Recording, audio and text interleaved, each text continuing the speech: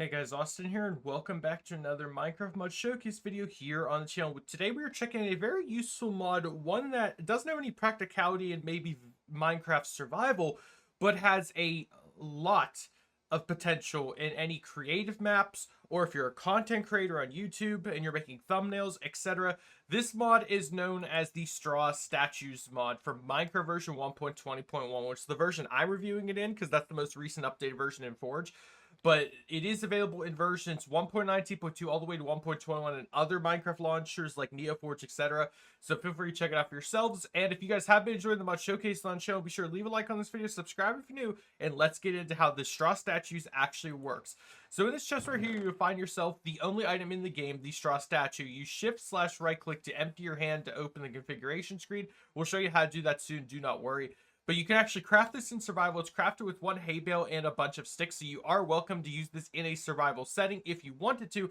But like I said, it's more practical in my opinion to use it for setting up things that you would use in like media or social media to portray certain scenes. It's really cool, and we'll get right into it. But it also can stack 16, just like an armor stand can, which is pretty funny.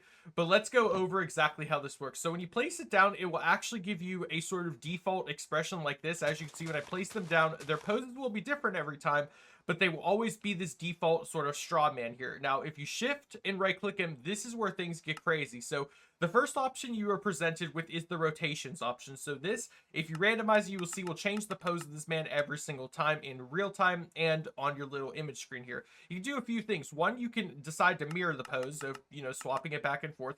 You can copy and paste this if you want to actually use this on multiple poses, which is really nice.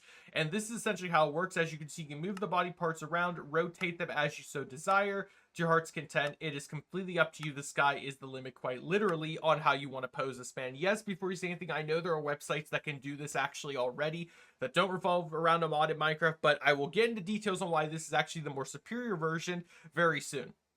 So after that, we have a few poses you can pick from. You will see there's actually a few default poses that it picks. You have the pointing pose, the blocking pose, the lunging pose, running pose. You can switch between a few more winning pose, sitting pose. A few presets are already available, so if you do not want to have to worry about like configuring the whole thing, you can actually select one of those and it will already have everything set up. If you wanted to rotate something around slightly, you don't have to worry about that. Like I said, you can reset if you want. There's the randomize button.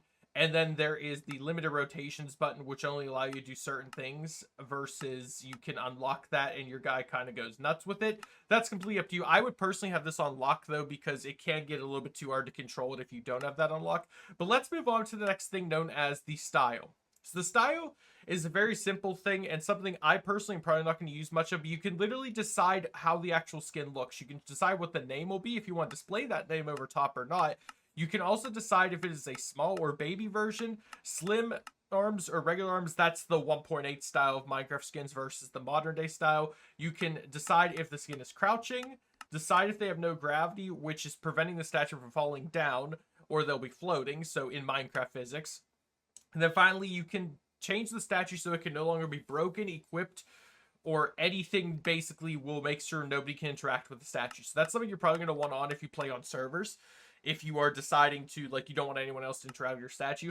But that is the baseline. Let's move on to the first example, me. So if you go to the next thing, which is the model parts section, this is where you're going to be able to change the skin's name. So again, if you type in your player username or anyone's username that you know of, like I said, mine's Ultraunion17. If you type that, you'll be able to use this skin's model to your heart's content. You can decide if they have their cape on, jacket, left sleeve, right sleeve, etc. Anything that would be like an external piece of the skin, just like how the hat is technically like my extra textures, which is how modern day skins work. You can decide whether or not to have that on or off. It's completely up to you. Now on to the next example, the scaling of things. So you can move on to the positioning where you can actually decide whether or not you want a skin to be like, forward, backward, depending on the blocks, the coordinates, etc. You could literally place a skin and give it the coordinates of your friend's house, and it would just materialize in their house after you were done, which is pretty funny. Other than that, we have the scale, which I was just talking about. You can decide if a skin is super small or super big, which is really fun. You can change the rotation of it, which is if they're like leaning backwards or forwards. Same with the Y rotation, will change up how they are actually rotated. And Z rotation, well, you can see what's happening. It's pretty funny. And like I said, you can do whatever you want to with that. And the reason why he's holding an item in his hand is I accidentally right-clicked him with it while I was setting it up. You can right-click them to give them items, but that's just how normal armor stands work. I wouldn't personally work with that. If you want to give them items, let's move on to the final example on how you can actually customize it to make it look pretty cool. So these are actually two different straw statues I've created. There's me on the ground here, and then there's my friend. Shouts to Piero's channel, me on Slice, but this is what he looks like in Minecraft, and I posed him trying to kill me. So how this can work is one of many ways. Well, first off, you pose a character how you actually want them to be in Minecraft, which is like so. And then if you shift right click them, we'll go to the final option, which is the equipment option, which is where you can essentially have freedom to do whatever you want. So any armor set, put in. If you want to have a straw, any type of like helmet, chestplate, etc., put it there. Any weapon or other item you could have just displaying in their two hands, that's completely up to you. And yes, this does work with modded items. I was saying before how this is better than any of those random websites that auto-generate a skin in a pose.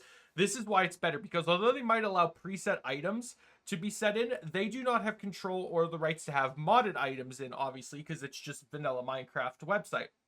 So, if you have any mods installed, which unfortunately I forgot to put any mods installed, but hey, straw statue counts, you can literally just give them a modded item in the pose, which helps a lot for people that use this to create certain like imagery in your world. Or if you're like me, a content creator that makes thumbnails, this is perfect for you, because now you can have your character pose in any scene with any weapons or anything from the mod to maybe showcase it, including the armor. Like I said, I didn't really showcase much armor, but I'll quickly just grab a chest piece to put it on my character just to prove to you that you can, of course, do it. And if you are wondering, yes, I put the straw statue on this block right here. Even though it looks like he's part of this block, he's actually part of this block right here. So just keep that in mind when you are posing characters. If you're trying to do a certain scene, this is exactly what you're going to want to be looking for whenever you do that. So it's up to you to decide exactly how you want your characters to look in scenes. That's completely up to you. And of course, if you want to add backdrop, if you want to add a cool background, literally just do something like that. Oh, look, now it looks a little bit more formal.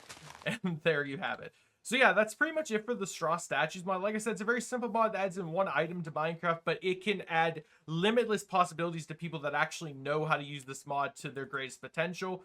And if you're a person that's just playing survival, you're probably not going to use this mod unless you just want to have cool statues outside your house of yourself or maybe your friends. That's up to you as well. But hey, if you guys did enjoy this video, consider as always leaving a like on it, subscribing if you're new. The download first mod will be linked down below in the description. You do have to have a support mod installed, which will also be linked, so just check that out too. And I hope to see you all in the next video. Have a great day, everyone. Stay safe.